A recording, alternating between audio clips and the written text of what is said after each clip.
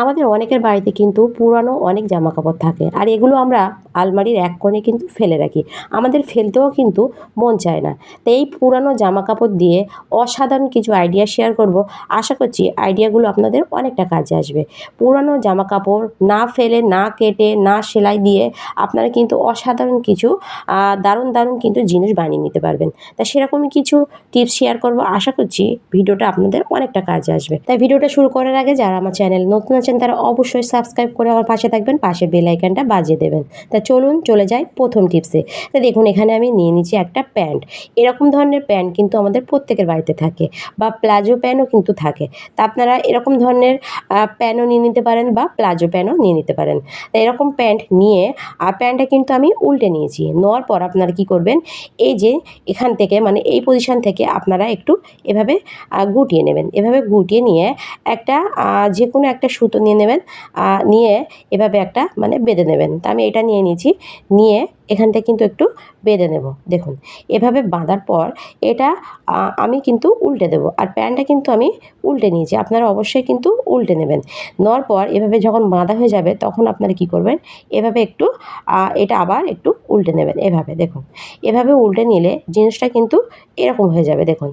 আর এটা কি তৈরি হচ্ছে সেটা আপনারা দেখেই কিন্তু বুঝতে পারবেন। দেখুন এই যে এভাবে যখন এটা রেডি হয়ে যাবে তখন কিন্তু আপনারা নিয়ে নেবেন তুলো। তুলো আমাদের অনেকের বাড়িতে কিন্তু থাকে, অনেকের বাড়িতে থাকে না। তা যাদের বাড়িতে নেই তারা যে ছোট ছোট পুরনো জামাকাপড়গুলো হয় সেগুলো কিন্তু ছোট ছোট পিস করে কেটেও নিতে পারেন বা তুলো আপনারা কিন্তু নিয়ে নিতে পারেন। তো এখানে কিন্তু আমি তুলো নিয়ে নিয়েছি। তা তুলোটা আমি কী করব, পুরোটা ভালোভাবে ঢুকিয়ে নেব। তা এভাবে ঢুকিয়ে নিয়ে তারপর আমি আপনাদের দেখাচ্ছি এটা কী করি। আমাদের প্রত্যেকের বাড়িতে দেখবেন হঠাৎ হঠাৎ অনেক গেস্ট এসে যায়। তাদের সঙ্গে কিন্তু অনেক বাচ্চারাও থাকে। তাদেরকে হঠাৎ করে দেখবেন একটা করে পাশ বালিশ দিতে হয়। তা হয়তো আমাদের অনেকের বাড়িতে পাশ বালিশ এক্সট্রা থাকে না। তা এভাবে আপনারা কিন্তু কোনো রকম সেলাই ছাড়া বা কাটাকাটি ছাড়াই কিন্তু আপনারা সামান্য একটা প্যান দিয়ে কিছু পুরানো জামাকাপড় দিয়ে একটা কিন্তু পাশ বালিশ বানিয়ে নিতে পারেন। তা দেখুন এখানে কিন্তু একদম ছোট্ট একটা পাশ বালিশ তৈরি হয়ে গেছে, কোনো রকম সেলাই বা কাটাকুটি ছাড়া। তো অসাধারণ একটা আইডিয়া, এইটাও চাইলে আপনারা কিন্তু ফলো করে দেখতে পারেন। এরপর দেখুন এখানে আমি নিয়ে নিচ্ছি একটা ওড়না। তা ওড়না আমাদের প্রত্যেকের বাড়িতেই কিন্তু থাকে, একটু পুরানো হয়ে গেলে আমরা কিন্তু ফেলেই দিই। তাই এই পুরানো ওড়না আপনারা ফেলে না দিয়ে, না কেটে এটা দিয়েও একটা দুর্দান্ত জিনিস কিন্তু বানিয়ে নিতে পারেন। তা দেখুন প্রথমে আমি ওড়নাটা কিন্তু দেখুন আমি কিন্তু দুভাঁজ প্রথমে করে নিয়েছি। নিয়ে এ সাইড দিয়ে একটা ভাঁজ দিয়েছি আর ও সাইড দিয়ে একটা ভাঁজ দিয়েছি। দেওয়ার পর তারপর আমি নিয়ে নেব দুটো গার্ডার। তা আপনারা গার্ডারও নিয়ে নিতে পারেন বা দড়িও নিয়ে নিতে পারেন। তো এভাবে আমি মাঝ পজিশনে দিয়ে এখানে কিন্তু গার্ডারটা লাগাবো দেখুন এভাবে। এভাবে এই সাইডে একটা প্রথমে গার্ডারটা লাগিয়ে নেব। তো দেখুন এভাবে লাগানো হয়ে গেলে আমি আবার এ সাইডে দেখুন এ সাইডে এখান থেকে একটা গার্ডারটা লাগাবো।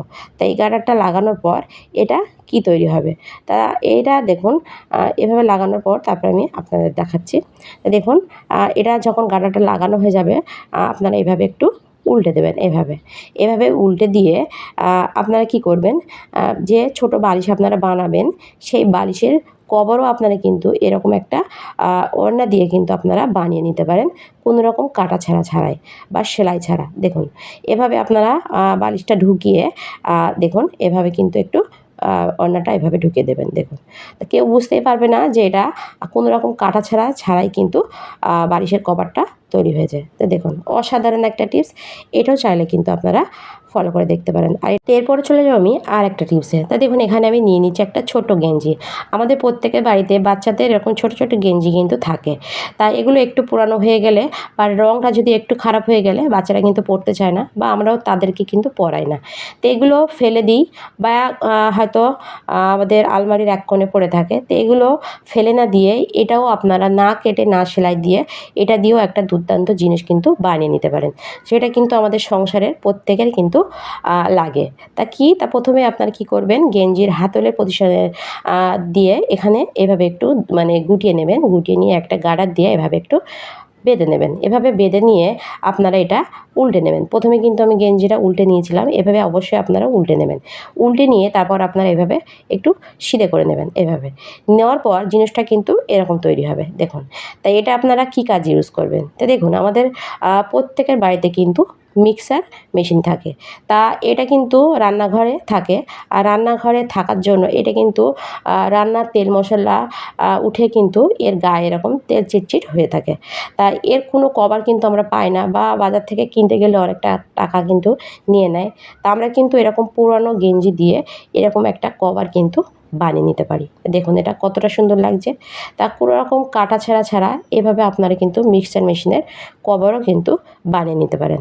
এটাও চাইলে আপনারা কিন্তু ফলো করে দেখতে পারেন। তো এরপরে চলে যাব আরেকটা টিপসে। তা দেখুন এখানে আমি নিয়ে নিয়েছি একটা পুরানো জামা।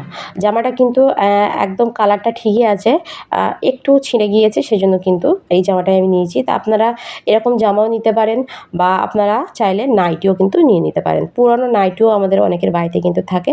তা আপনারা কী করবেন, নিয়ে এভাবে এই যে মাজার পজিশন, এভাবে আপনারা একটু দুমড়ে একটু এই হাতল দিয়েই কিন্তু বেঁধে নিতে পারেন, বা একটা দড়ি দিয়েও আপনারা কিন্তু বাঁধতে পারেন। এভাবে বাঁধার পর এটা আপনারা কী করবেন, এভাবে উল্টে নেবেন।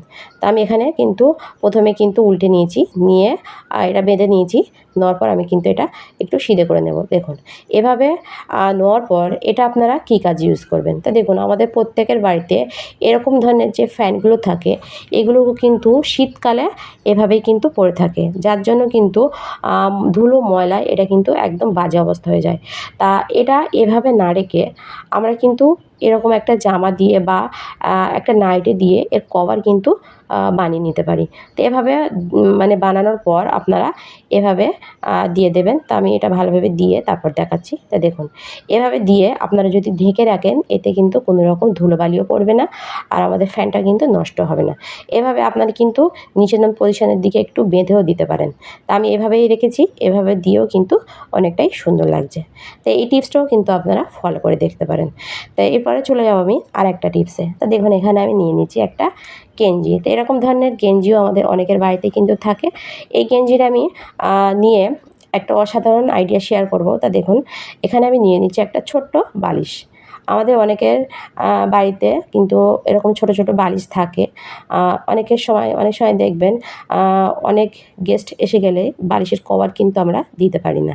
তা আপনারা কিন্তু কোনো রকম কাটাছেঁড়া ছাড়া এরকম বালিশ দিয়ে আর এরকম একটা গেঞ্জি দিয়ে সুন্দরভাবে কিন্তু একটা কভার বানিয়ে নিতে পারেন।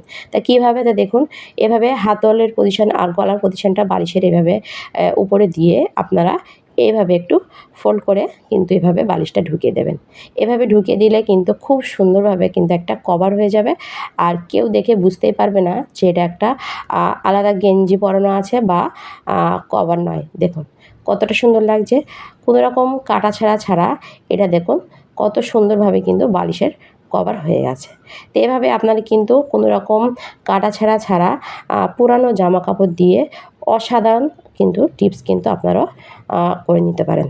তা ভিডিওটি পর্যন্ত ভালো লাগলে লাইক কমেন্ট শেয়ার করতে ভুলবেন না। বাই।